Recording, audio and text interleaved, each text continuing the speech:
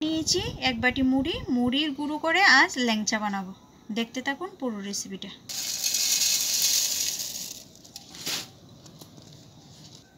Dust করে নিয়েছি, চেলে নেব। চেলে নিচ্ছি। চেলে নিয়েছি, এবার দুধটা জাল করে নেব। 500 গ্রাম দুধ নিয়েছি, ভালো করে ফুটিয়ে নিচ্ছি। দুধটাকে আমি ছেঁকে নিচ্ছি, ছেঁকে ভালো করে ফুটিয়ে নেব। দুধটাকে ভালো করে জাল করে নিয়েছি 2-4টে এলাচের দানা ভালো করে তেঁতু করে দিয়ে দিচ্ছি দুধের উপর। ঘি নিয়েছি 1 চামচ, ঘরে বানানো ঘি।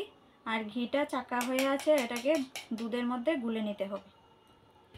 ঘিটা অবশ্যই করে দেবেন, নইলে ল্যাংচাটা খেতে ভালো হবে না। দিয়ে দিচ্ছি চেলে রাখা মুড়ির গুঁড়োগুলি, একে একে দেবো আর নাড়া দেবো। এই যে এভাবে ভালো করে মেখে নিয়েছি। এবার উপর থেকে গুঁড়ো দুধটা দিয়ে দিচ্ছি।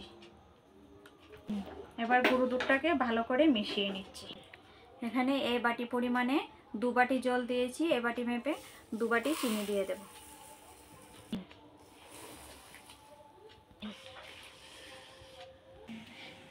এই জাল দিয়ে মেখে রাখা আটা, এই মুড়ির গুঁড়োগুলো একটা জায়গায় ঠান্ডা করে নিচ্ছি নামিয়ে।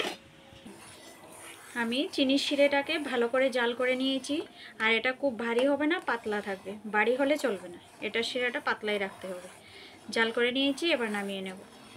এভাবে ভালো করে মেখে নিতে হবে, আর হাতের এই জায়গাটা দিয়ে ভালো করে ডলে নিতে হবে। ডোটা বানিয়ে নিয়েছি।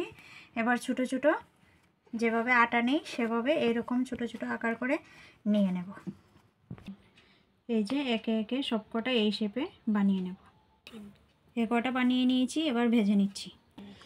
এই যে একে একে তেলের মধ্যে ছেড়ে দিচ্ছি। প্রথমে লো স্টিমে ভাজতে হবে, তারপর হাই স্টিমে। এই যে এরকম কড়া করে ভেজে নিয়েছি, দেখুন। এবার নামিয়ে নেব। আগে থেকে জাল করে রাখা শিরাতে একে একে ঢেলে দিলাম। এভাবে নেড়ে চেড়ে ডুবিয়ে ডুবিয়ে দিতে হবে। প্রায় আধ ঘন্টা সময় রাখলেই চলবে, আর বেশিতে বেশি ঘন্টাখানেক রাখলেই একদম পারফেক্ট হয়ে যাবে।